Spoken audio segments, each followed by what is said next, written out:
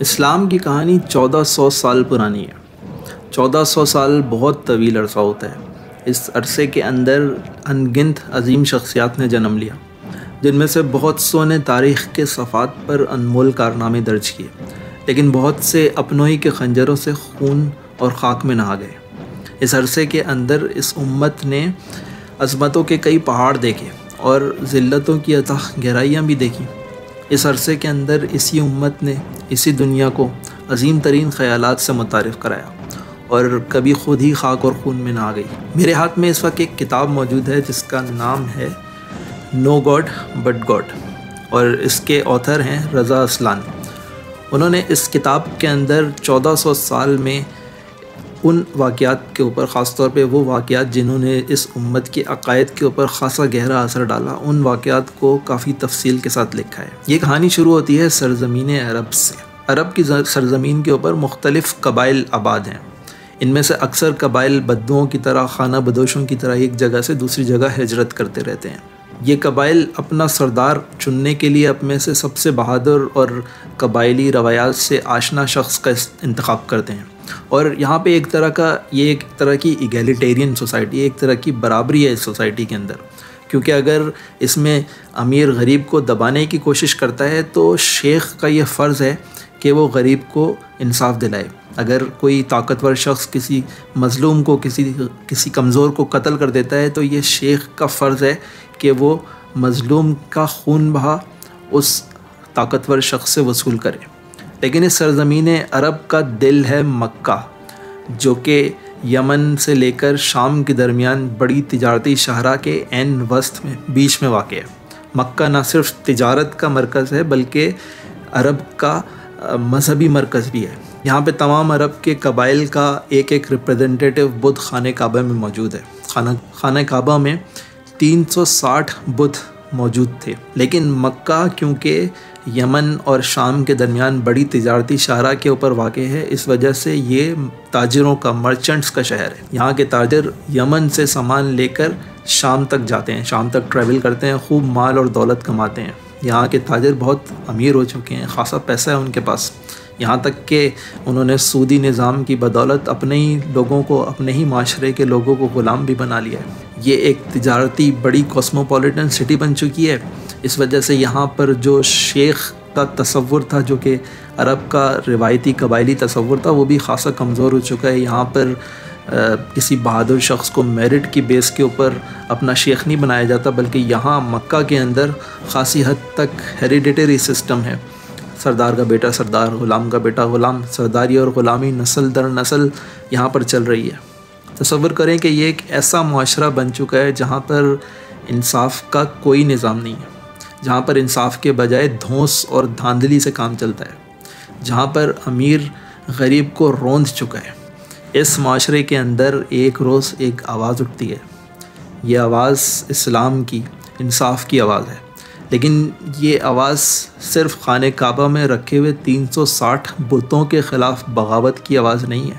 یہ بغاوت ہے اس نظام سے، جس نے اپنے ہی معاشرے کے غریبوں کا جینا بھی مشکل کر کے رکھ دیا۔ جب نبی کریم صلی اللہ علیہ وسلم نے اپنا انصاف اور برابری کا پیغام ان لوگوں کے سامنے پیش کیا تو یہاں کے سرمایہ دار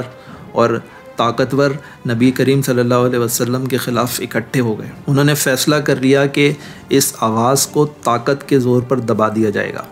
لیکن اس آواز کو طاقت کے زور پر دبانا ان کے بس کی بات نہیں تھی، کیونکہ یہ آواز خالق کے کائنات کے پیغمبر کی آواز تھی۔ نبی کریم صلی اللہ علیہ وسلم نے اپنے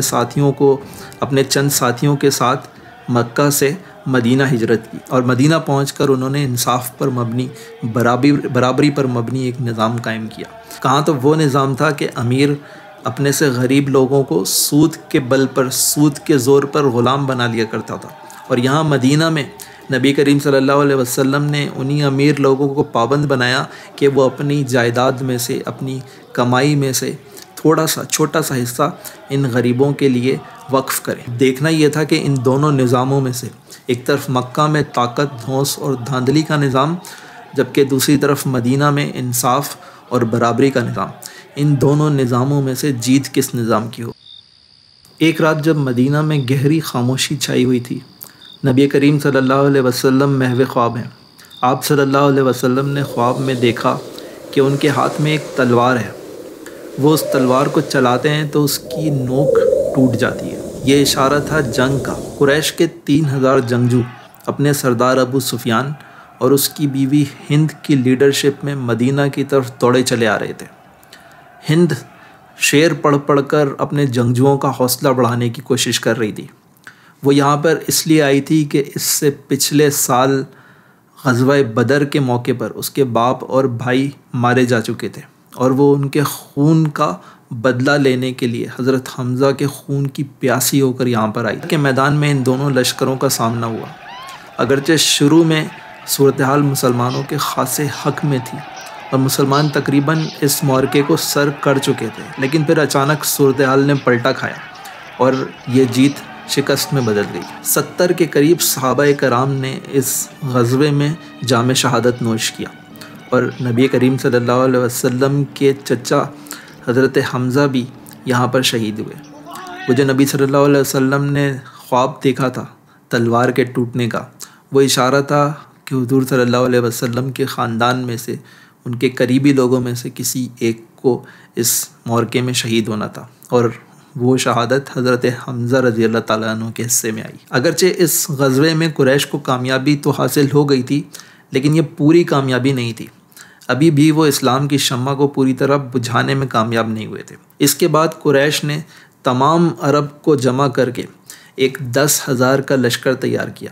عرب کی تاریخ میں اس سے بڑا لشکر، بلکہ اتنا بڑا لشکر اس سے پہلے کبھی عرب کی تاریخ نے نہیں دیکھا تھا۔ قریش نے اس پورے لشکر کے ساتھ مدینہ منورہ پہ ایک آخری اور فیصلہ کن حملہ کرنے کی تیاری کی، لیکن خدا کا کرنا یہ ہوا کہ تمام عرب کی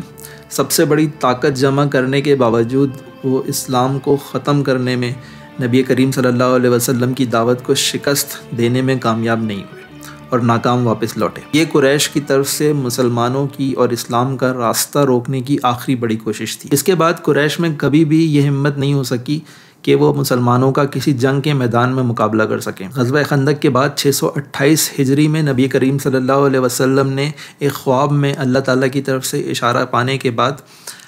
مکہ مکرمہ جا کر عمرہ کرنے کا فیصلہ کیا۔ اس وقت جبکہ قریش ان کے خون کے پیاسے ہیں اور ان دونوں کے درمیان یعنی مکہ اور مدینہ کے درمیان ایک بلڈی وار جاری ہے، نبی کریم صلی اللہ علیہ وسلم اپنے ساتھیوں کے ساتھ ان آرمڈ، بغیر کوئی ہتھیار لیے، پیسفلی عمرے کے لباس میں مدینہ سے مکہ کی طرف روانہ ہوئے۔ لیکن مسلمانوں کے ساتھ مسلسل جنگوں کے باعث اور مسلمانوں کی طرف سے قریش کا معاشی نقصان کرنے کے باعث اور ان کی طاقت کو نقصان پہنچانے کے بعد قریش اب اس قابل نہیں رہے تھے کہ وہ خم ٹھوک کر مسلمانوں کا مقابلہ کر سکیں۔ انہوں نے سیز فائر میں ہی عافیت جانی، اور یوں حدیبیہ کے مقام پر مسلمانوں اور قریش کے درمیان پہلی بار ایک معاہدہ ہوا، یعنی قریش نے مسلمانوں کی پولیٹیکل حیثیت کو پہلی بار تسلیم کر لیا، اور صرف 2 سال بعد مکہ فتح ہو گیا۔ نبی کریم صلی اللہ علیہ وسلم اپنے ہاتھوں سے خانہ کعبہ میں رکھے ہوئے بتوں کو ایک ایک کر کے گراتے جاتے اور خدا کی بڑائی، کبریائی بیان کرتے جاتے۔ یہ صرف وہ بت نہیں تھے جن کے اوپر انسان نے خدائی کا دعویٰ کر رکھا تھا، یہ امیر کے غریب پر حاکمیت کے بت تھے، یہ سرمایہ دار کے کمزور پر حاکمیت کے بت تھے، یہ گورے کے کالے پر حاکمیت کے فوقیت کے بت تھے، اور ان سارے بتوں کو نبی کریم صلی اللہ علیہ وسلم نے اسلام کی تلوار سے توڑ ڈالا تھا۔ پورے مدینہ میں ایک وحشت اور غم کا عالم ہے، لوگ بے یقینی کی کیفیت میں ہیں، کوئی یقین کرنے کو تیار نہیں کہ وہ نبی کریم صلی اللہ علیہ وسلم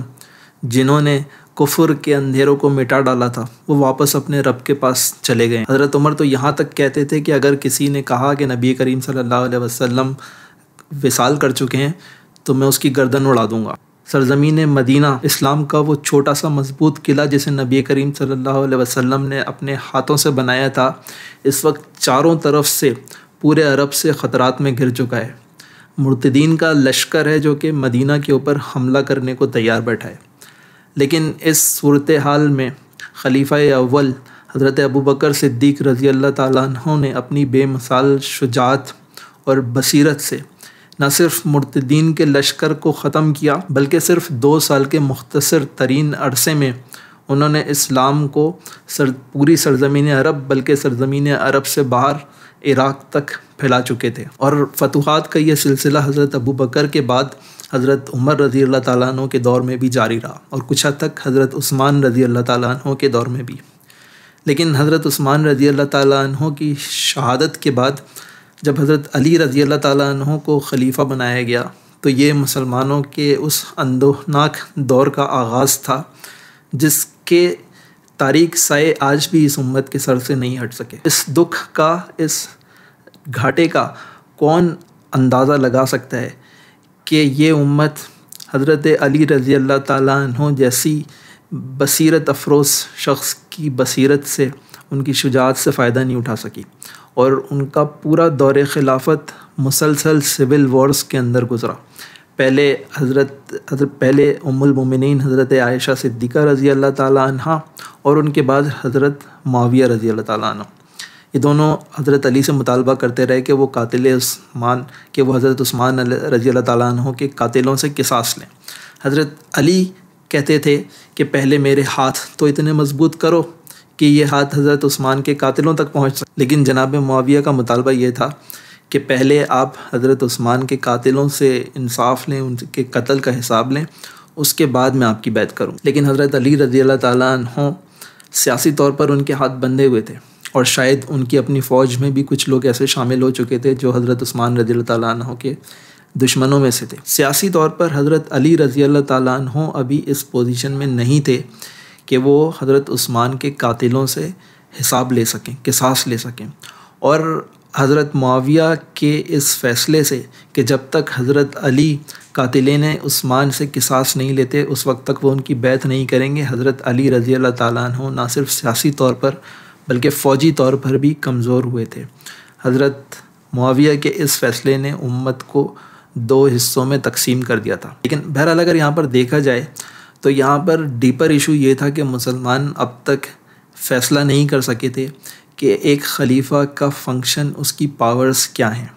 یعنی مسلمان ابھی تک یہ فیصلہ نہیں کر سکے تھے کہ کیا کسی خلیفہ کے فیصلے کو امت چیلنج کر سکتی ہے، کیا خلیفہ کی اتھارٹی کو امت چیلنج کر سکتی ہے، یا